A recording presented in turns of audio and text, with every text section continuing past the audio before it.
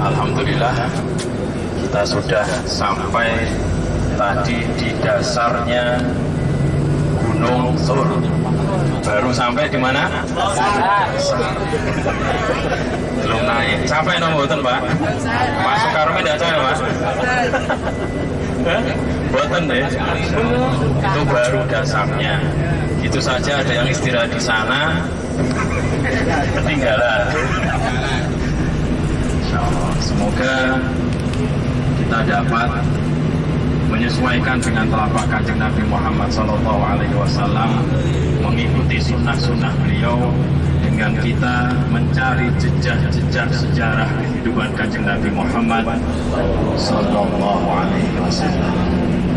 Jamaah yang dirahmati Allah, karena tadi ceritanya belum klimaks, belum ending. Tadi sampai di sana ada yang tanya, Ustaz, apa yang di sini ini Ustaz?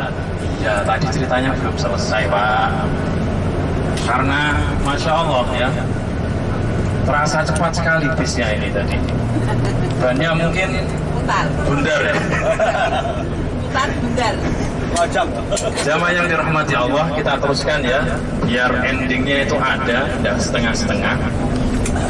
Jadinya tadi kita telah sampai pada saat Abu Jahal memberikan masukan ketika rapat parlemen di Darun Nadwah. Ketika itu Abu Jahal memberikan masukan apa tadi? Supaya dikumpulkan dari setiap kabilah orang-orang mudanya yang tangguh, yang pandai main pedang. Dan ketika sampai di rumah Rasulullah SAW, Rasul langsung dibunuh dengan pedang tersebut dengan bersama-sama. Tujuannya apa? Tujuannya agar tidak ada rasa balas dendam kepada salah satu kabilah. Karena yang melakukan adalah semua kabilah.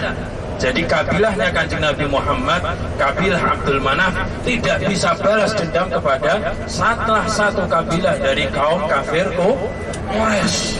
Akhirnya iblis yang tadi merubah dirinya menjadi seorang kakek yang tua, dia mengacungkan jempol seperti Pak Iskandar tadi. Oke, Bos. Wah. Masya Allah. Sehat, Pak. Sehat. Ini sehat, yang penting sehat. Ini masjid apa, Ustaz? Namanya Masjid baru ini, Pak. Oh, Baru jadi. Nanti kalau ada masjid yang bersejarah kita kasih tahu. Di masjid Nur. Nah, itu bukan pasar malam itu. Hah? Taman. Bukan tamannya Ahok.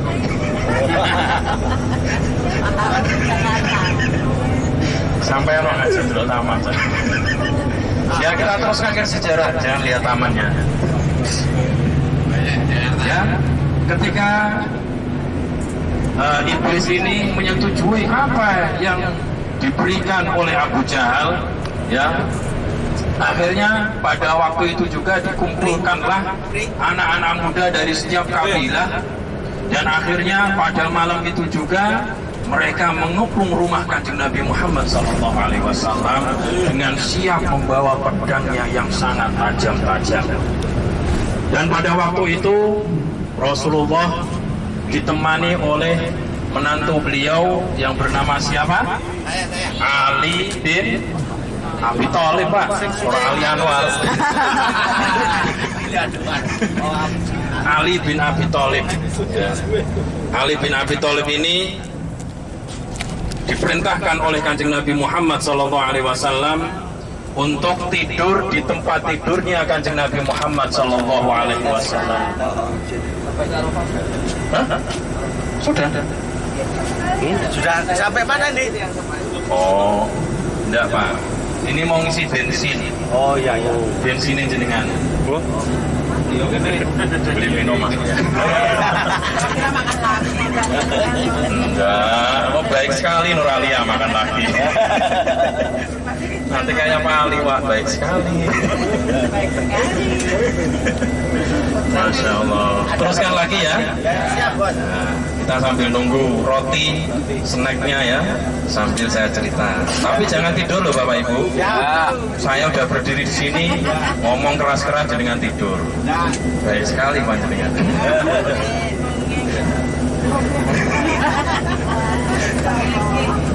Iki belajar loh ini ya. Ini kalau undang ceramah ini mahal ini.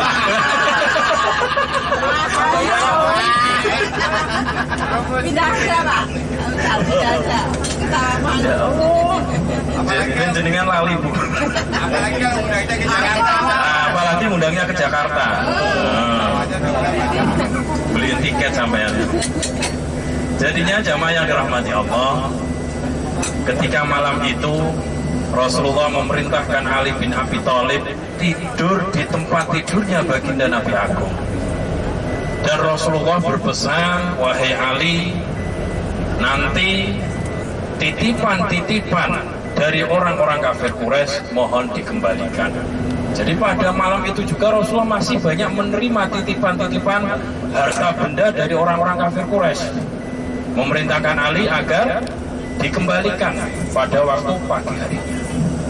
Ketika orang-orang kafir Quraisy ini mengetahui bahwasannya biasanya Rasulullah itu tidur setelah sholat Isya. Jadinya awal malam itu Rasulullah tidur biasanya. Nanti pertengahan malam Rasulullah baru bangun melaksanakan sholat malam di depan Ka'bah Al-Musyarrafah. Dan mereka sudah tahu jadwalnya. Akhirnya di awal malam itu orang-orang kafir Quraisy sudah siap dengan membawa pedangnya yang tajam, bersiap-siap untuk membunuh baginda Nabi Agung Muhammad SAW. Namun subhanallah, yang namanya Nabi dan Rasul itu merupakan kekasih Allah Subhanahu wa Ta'ala, yang pastinya Allah bakal menjaga kekasihnya. Dan Allah tidak mungkin akan membiarkan kekasihnya tersakiti. Ketika orang-orang kafir Quraisy ini ya mengepung rumah Rasulullah SAW, Allah jadikan tidur mata mereka. Ketika itu Rasulullah membaca surah Yasin dari ayat 1 sampai ayat 9. Ya, waj'alna min baini aydihim saddan wa min khalfihim saddan fa aghshaynahu fa hum la yubsirun. Dan kami, kata Allah, jadikan kanan kiri mereka penghalang. Dan kami jadikan mereka itu pingsan, tidak ingat apa-apa, fahum la yubsirun, dan mereka tidak melihat apa-apa. Pada saat itu Rasulullah bergegas keluar dari rumah beliau dan dibawalah sedikit debu yang mana ditaruh di atas kepalanya pemuda-pemuda kafir Quraisy. Mereka tidur, bahkan iblisnya tadi ya tidur juga. Tapi jenengan ojo turu iki. Ya. Iblis itu yang biasanya tidak pernah tidur, pada saat itu iblisnya tidur, Pak. Subhanallah. Ya, dengan izin Allah, iblis yang tidak pernah tidur mengganggu manusia, pada saat ingin membunuh Rasulullah, iblisnya juga tidur. Yang tidurin Allah Subhanahu wa Ta'ala, Bu. Diwacano Yasin, Bu. Ayat pertama sampai ayat 9. Tanah jenengan lo ya lunga pengen ora pengen wong ngerti waca ayat Yasin awit 1 sampai 9. Masa bekan. Aja bekan. Jamin. Ben ora kelihatan bosnya ya. Nah, itu ya. Keluar Rasulullah. Ketika keluar Rasulullah SAW memberi tanda kepada orang-orang kafir Quraisy, ditaruh di atas kepala mereka debu, kasih satu-satu. Iblisnya juga dikasih debu. Rasulullah bergegas pergi ke rumah siapa? Sahabat beliau yang paling tercinta, siapa? Abu Bakar As-Siddiq radhiyallahu anhu. Orang yang pertama beriman kepada Rasulullah SAW dari kaum laki-laki dewasa. Rasulullah mengajak Abu Bakar As-Siddiq untuk berhijrah bersama Rasulullah SAW ke kota Madinah Al-Munawwarah. Akhirnya Abu Bakar ini bahagia sekali, Pak. Ya, diajak hijrah dengan siapa? Kekasih Allah Subhanahu wa Ta'ala. Akhirnya Rasulullah bersama Abu Bakar bergegas menyiapkan persiapan untuk bepergian dan akhirnya pergi menuju ke kota Madinah, tapi tidak jalan seperti jalan biasanya. Ya, akhirnya Rasulullah itu ngambil jalan yang beda. Ya, karena apa? Kalau memakai jalan yang biasa dilewati, maka orang-orang kafir Quraisy akan cepat menemukan Rasulullah. Akhirnya Rasulullah mengambil jalan agak menuju ke laut. Nah, Rasulullah cuma ngumpet dulu Pak di gua tadi. Sesungguhnya Allah bersama kita.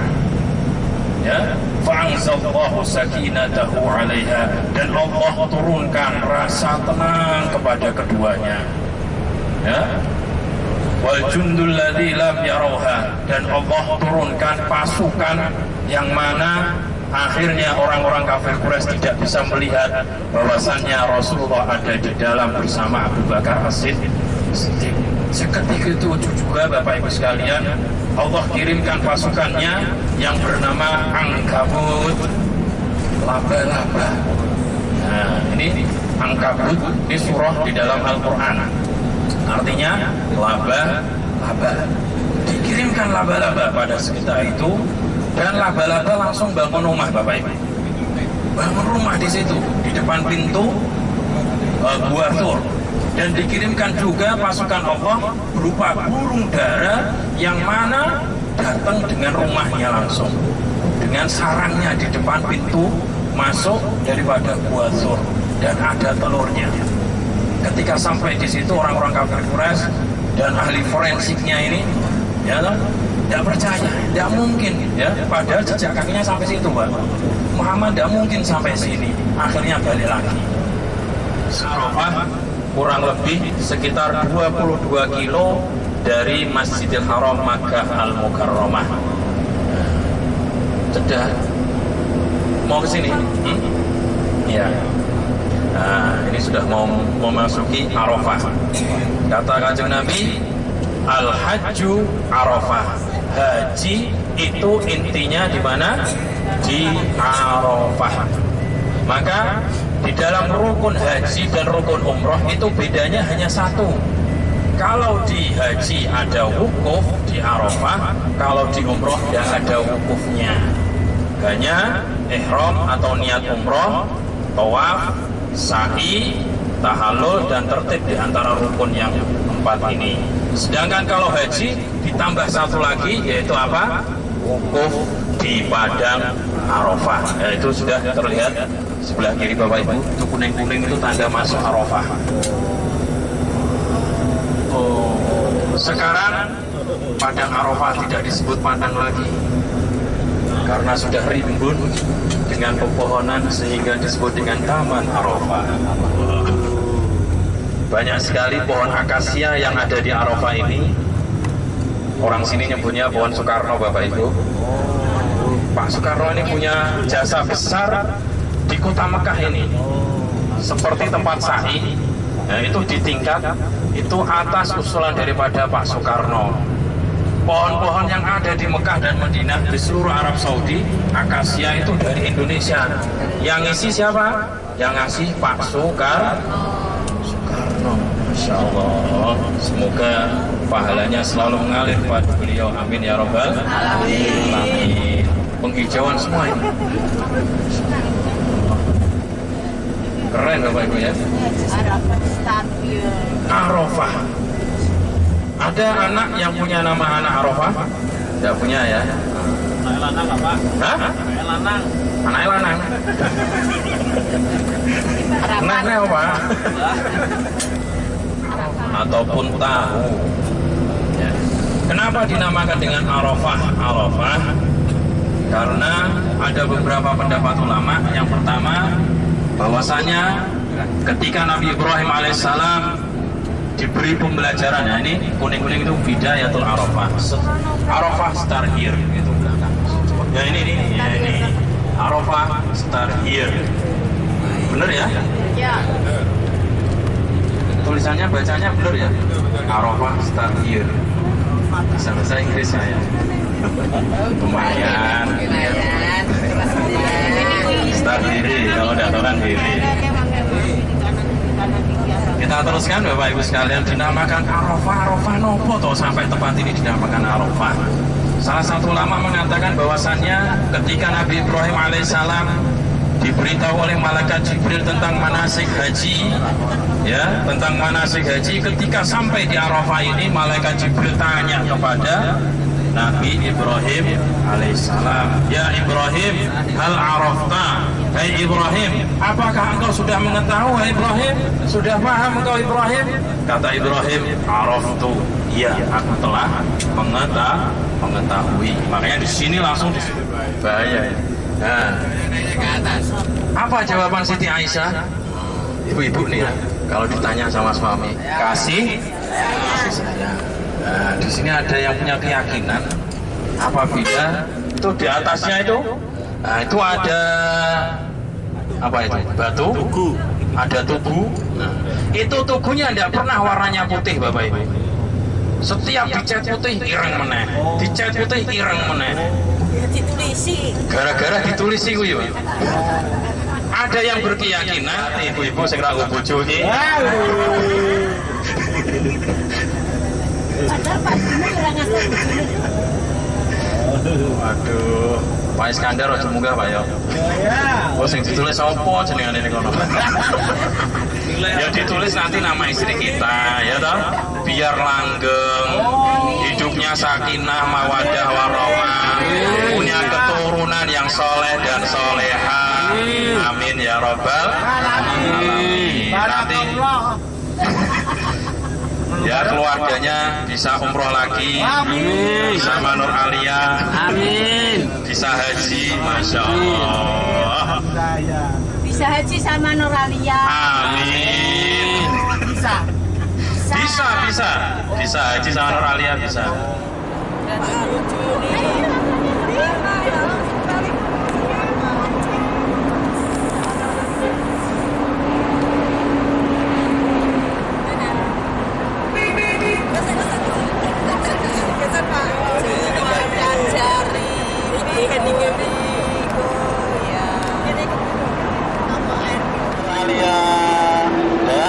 Sabar, kuati. Nur Alia yang insya Allah berjuang mau ke Pasar Jafariyah. Dadah Bapak Ibu, dadah Nur Alia. Nur Alia. Shopping nanti kita ya, masya Allah. Tuh Pak Solihin. Kalau ini bersiap-siap untuk menuju Pasar Jafariyah. Allah, jemaah menyiapkan batu lontarnya untuk melontar.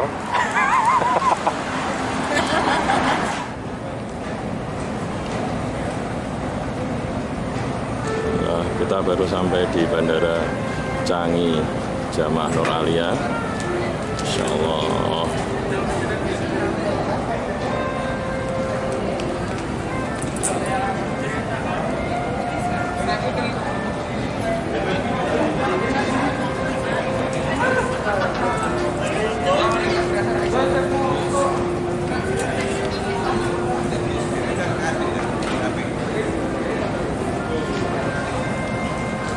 Kita akan transfer bandara. Nah, Skytrain yang ada di Bandara Singapura. Masya Allah.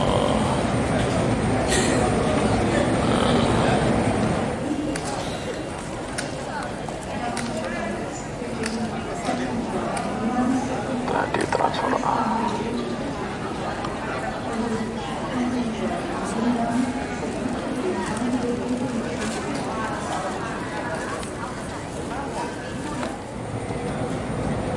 Tempat pijat gratis.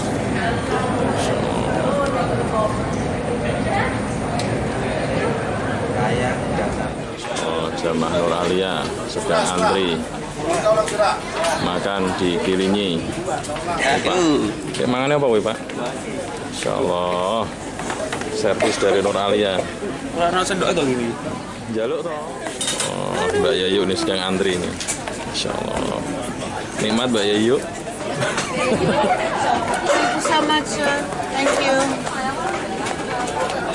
Digilingi.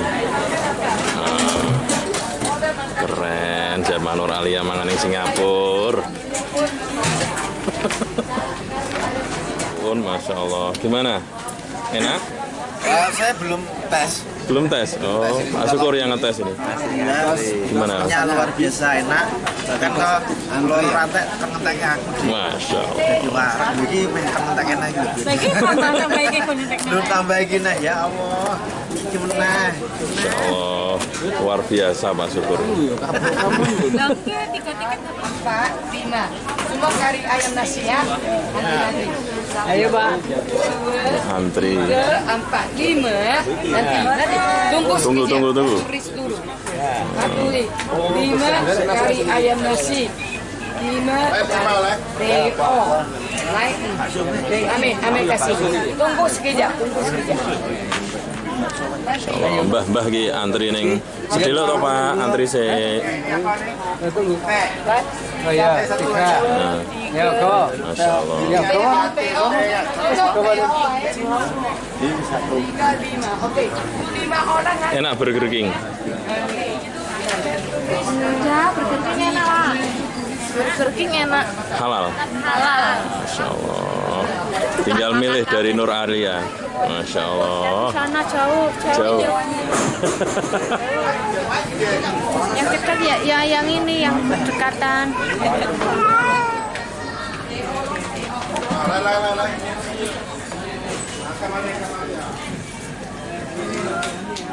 Eco, darah nih. Alhamdulillah.